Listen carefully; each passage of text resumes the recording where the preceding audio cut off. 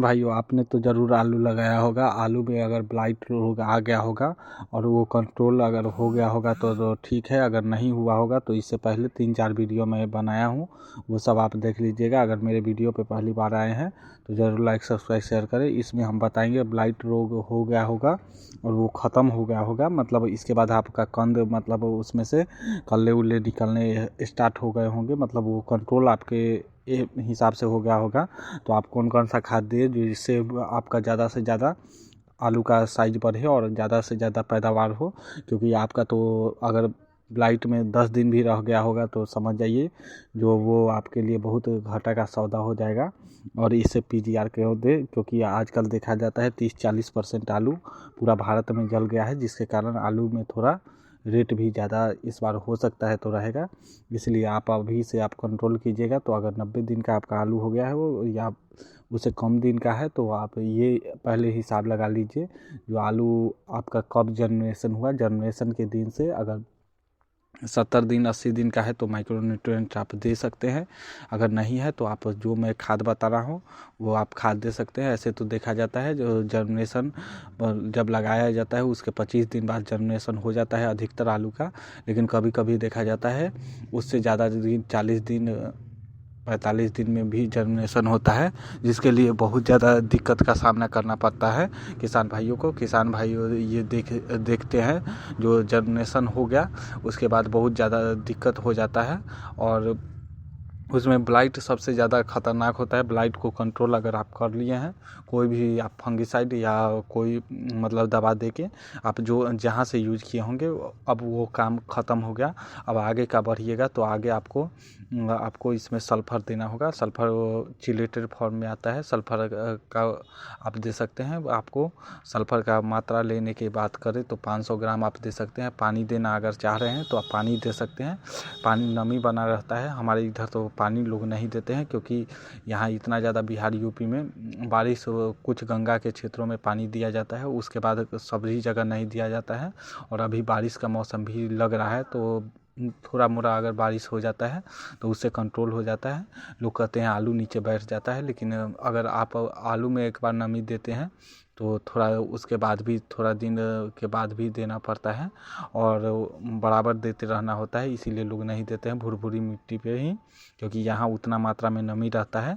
तो यहाँ 90 दिन या 70 दिन कभी नहीं पानी पड़ता है। लेकिन कहीं कहीं देखा जाता है जो वहाँ कम नमी, कोई कोई खेत ही वैसा होता है बलुई वाला, तो वहाँ नमी बनाया जाता है। तो वहाँ आप सल्फ़र का प्रयोग कर सकते हैं। पानी आप घोल के चिलेटेड फॉर्म को घोल के आराम से, या सल्फ़र आता है वो मतलब डब्बा में भी बंद होके वो मतलब घोल ही रहता है, तो वो भी आप उपयोग कर सकते हैं। पानी के साथ दे सकते हैं कैसे भी करके। उसमें पूरा में आप 500 ग्राम 1 एकड़ के लिए उपयोग कर सकते हैं। उसके साथ मैग्नीशियम सल्फेट का उपयोग कर सकते हैं। मैग्नीशियम सल्फेट भी कल्ला बढ़ाने का काम करेगा। और आपका जितना भी तरह का होता है जो भी मतलब आलू का होता है फॉर्मेशन, वो आलू को बढ़ाने का काम करेगा मैग्नीशियम सल्फेट। अगर सल्फ़र दे रहे हैं तो बहुत अच्छा है। मैग्नीशियम सल्फेट भी उसके साथ दे सकते हैं, या बोरॉन भी दे सकते हैं। बोरॉन तो 100 ग्राम से ज़्यादा नहीं दीजिए। बोरॉन में कैल्शियम रहता है तो वो आपके लिए बहुत कारगर हो जाएगा।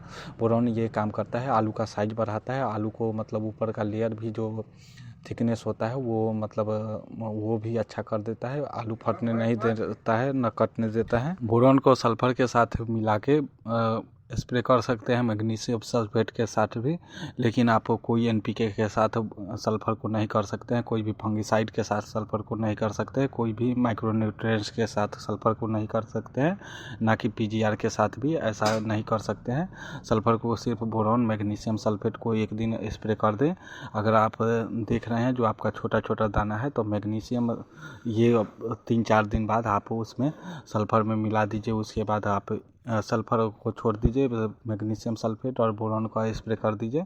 उसके बाद 3-4 दिन बाद माइक्रोन्यूट्रिएंट और 0050 को मिला के स्प्रे कर सकते हैं। और ये 3-4 दिन बाद क्रिया कीजिएगा तब जाके ठीक होगा। और इतना ही करके आप देख सकते हैं हरा भरा आपका प्लांट हो जाएगा, क्योंकि सल्फर के साथ हम मैग्नीशियम सल्फेट कीजिएगा तो आपका प्लांट एकदम ग्रोथ में आ जाएगा। अगर आप पीजीआर का स्प्रे करना चाहते हैं तो पीजीआर का कर सकते हैं, लेकिन आजकल देखा जाता है पीजीआर से कुछ घाटा होता है अगले साल के लिए, इसलिए पीजीआर का तो नहीं करें तो ठीक है। लेकिन अगर आपका दाना छोटा पड़ रहा है तो पीजीआर का कर सकते हैं, लेकिन आप ना सल्फर के साथ कर सकते हैं ना मैग्नीशियम सल्फेट के साथ कर सकते हैं। उसका अलग से स्प्रे कीजिए, जो आप माइक्रोन्यूट्रिएंट्स और 0050 और उसमें पीजीआर को मिला के कर सकते हैं। आप देख लीजिए, ध्यान दीजिए, इतना चीज़ कर लीजिए, उसके बाद आप देखिएगा आपका ग्रोथ पकड़ लेगा। और 90 दिन से ज़्यादा हो गया है तो आप 100 दिन के बाद आप नहीं कीजिए, क्योंकि आप जो होना होगा होगा, क्योंकि 100 दिन के बाद आलू मतलब 110 चाहे 120 दिन पे तो उखड़ना स्टार्ट हो जाता है, तो वो आपके लिए कठिनाई का सामना करना पड़ेगा। इसीलिए 120 दिन का में तो ख़राब ही हो जाता है।